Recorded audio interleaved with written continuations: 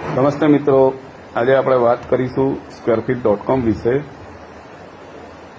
એની અંદર કઈ રીતે લોગિન થવાનું છે, કઈ રીતના બાય સેલ કરવાનું છે, કઈ રીતના આપણે પ્રોપર્ટી ખરીદ વેચાણ કરી શકીએ છીએ, ઘણી બધી વસ્તુઓ 2018થી squarefeet.com આપણે ચલાવી રહ્યા છીએ, જેની અંદર ગુજરાતના રાધનપુર શહેરની આસપાસના ચીપ રેટના, એટલે જેને કહેવાય કે 200, 250, 300 રૂપિયા સ્ક્વેર ફીટની પ્રાઇઝવાળા પ્લોટ મૂકવામાં આવેલ છે. ત્યારબાદ હવે આપણે સમગ્ર ગુજરાત, રાજસ્થાન, મહારાષ્ટ્ર, મધ્યપ્રદેશ બધી જ જગ્યાની પ્રોપર્ટીઓ ધીરે ધીરે આવી રહી છે. જે તે વિસ્તારના બિલ્ડરો પોતાની પ્રોપર્ટી લિસ્ટિંગ કરે એ મુજબ.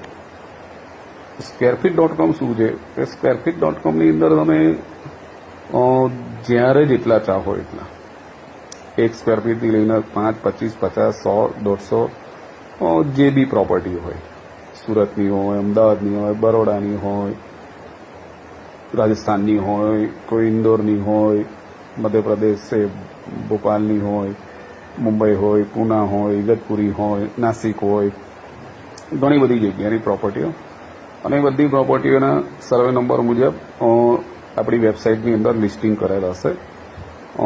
એની અંદર તમને રોજે રોજના બાય સેલના બંને ભાવ બી મૂકવામાં આવેલા હશે.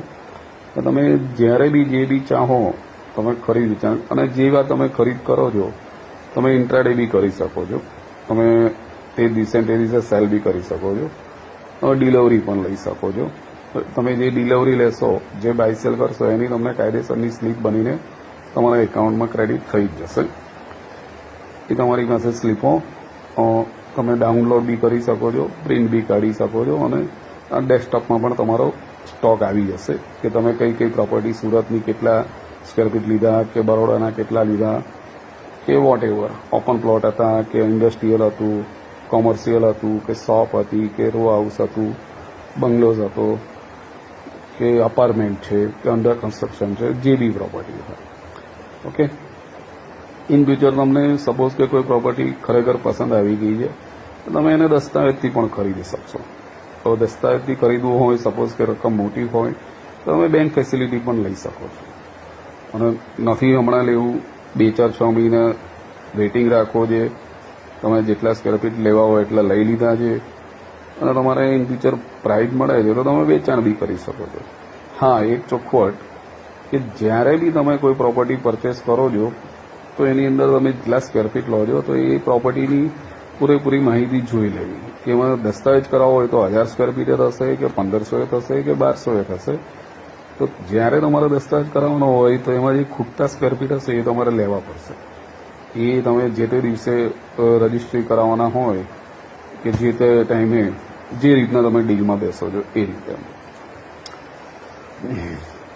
રહી વાત કે આની અંદર તમને કોઈ પ્રોપર્ટી જ્યાંની બી જોવી છે તો એની અંદર બધી પ્રોપર્ટીની વેબસાઇટની અંદર જે બી તમે બાય સેલના પ્રાઇઝ લખેલા હશે એની બાજુમાં જ એક પાર્ટ મૂકેલા હશે કે જેની અંદર પ્રોપર્ટી ડિટેલ્સ હશે. પ્રોપર્ટી ડિટેલમાં જે બી સ્ક્વેર ફીટને બધું મેજર જનરલ આવતું હોય તે, જેને જે પ્રોજેક્ટની અંદર સપોઝ કે 100 ફ્લેટ 1000 સ્ક્વેર ફીટના છે, એના બાકી 1200, 1300 સમથિંગ તો એ ન આવે. પણ મેજર જે જનરલ એનું ક્યુ હશે, કે જનરલ એની નોર્મલ સાઇડ પ્રમાણે જેટલા મેક્સિમમ હશે તે મૂકેલ હશે. અને વધુ એમનો કોન્ટેક્ટ નંબર, જે તે બિલ્ડર હશે એમનો બિલ્ડરનો કોન્ટેક્ટ નંબર હશે. અને ત્રીજી મહત્વની બાબત કે જે પ્રોપર્ટી જ્યાંની બી હશે તેનું એમાં લોકેશન મૂકવામાં આવેલું હશે. તો તમારે કોઈની સાથે મીડિયેટરને કોઈને કોન્ટેક્ટ કરવાની જરૂર નથી પડતી. તો તમે ડાયરેક્ટ જ એ બિલ્ડરનો કોન્ટેક્ટ કરી શકો છો. એમના જે બિલ્ડરે જે એમનો ઓફિશિયલ એમના સ્ટાફનો જે બી પોતાનો નંબર કે વોટ એવર જે લિસ્ટિંગ કરાયો હોય એની અંદર તમે કોલ કરીને રૂબરૂ ચર્ચા કરી શકો છો. અથવા તો વિઝિટ લેવી હોય તો જાતે સ્વયં પોતે જ્યારે બી અપોઇન્ટમેન્ટ લઈને ત્યારે જઈ શકો છો. રહી વાત કે આની અંદર લોગિન કરવા માટે તમારે જનરલ યુઝરનો યુઝ કરવાનો રહેશે, જેમાં તમારા ઓળખ કાર્ડ, એમાં ખાસ કરીને આધાર કાર્ડ નંબર, જે ત્યારબાદ મેલ આઈડી સાચા, ત્યારબાદ મોબાઈલ નંબર સાચા, અને જે બી બેંકની ડિટેલ આપો છો તે બી ચકાસીને મૂકવી. હા, તમે ખરીદ કરતા હશો જ્યારે બી જેટલા બી, તમે કોઈ પણના એકાઉન્ટથી તમે બાય કરી શકશો તમારી આઈડીમાં. પણ જ્યારે તમે સેલ કરશો, તમને કંઈ પ્રોફિટ થાય છે અથવા તો તમારે કંઈ ઇનિશિયલી જરૂરિયાત પડી ગઈ છે અને તમે તમારી પાસેનો સ્ટોક હતો તે તમે ખાલી કરવા માંગો છો, તો તમે વેચશો. વેચવાના ઓપ્શન જે તે દિવસનો પ્રાઇસ ચાલતી હશે તો એ વેચાણ કરશો. તો એનું જે પેમેન્ટ હશે તે તમે લોગિન થતી વખતે જે બેંક એકાઉન્ટ ડિટેલ આપી હશે, ફક્ત ને ફક્ત એની અંદર જ તમને લોગિન, એની અંદર જ તમને રિફંડ મળી શકશે. બીજું કે થોડું તમને શેર બજાર જેવું લાગશે, પણ આ શેર બજાર નથી. શેર બજારમાં તમે 1000નો શેર લો છો તો એ 100નો બી થઈ જાય, 150નો બી થઈ જાય. એની કોઈ સિક્યોરિટી નથી હોતી કે નથી એ કંપની તમારી પાસે એને 1000ની વસ્તુ તમને કોઈ આપી જવાની. અહીંયા તો 1000 રૂપિયાનું ફૂટ હશે કે 5000નું ફૂટ હશે, અને જો એ ભાવ તૂટ્યો તો તમે દસ્તાવેજ તો કરાવી શકશો. એટલે અહીંયા એટલો બધો કોઈ બહુ ગ્રોથ નથી થવાનો કે બહુ ડાઉન નથી. હા, સેફ સાઈડ ખરા તમે. એટલે જે બી તમે તમારી સૂઝબૂઝ પ્રમાણે તમે લોગિન થઈ શકો છો અને તમે ફ્યુચર માટે બચત કરી. એક ફાયદો છે કે ઘણા લોકો રિયલ એસ્ટેટની અંદર ઇન્વેસ્ટમેન્ટ કરતા હોય છે, અમુક સમય સુધી પૈસા મૂકતા હોય છે, બરાબર છે. એ રીતના આની અંદર તમે જે બી ગ્રુપ બુકિંગ હોય, જે તે સમયનું ચીપ રેટનો હોય, તમે ચાહો એટલા સ્ક્વેર ફીટ લઈ શકો છો અને સ્ટોક કરીને મૂકી શકો છો.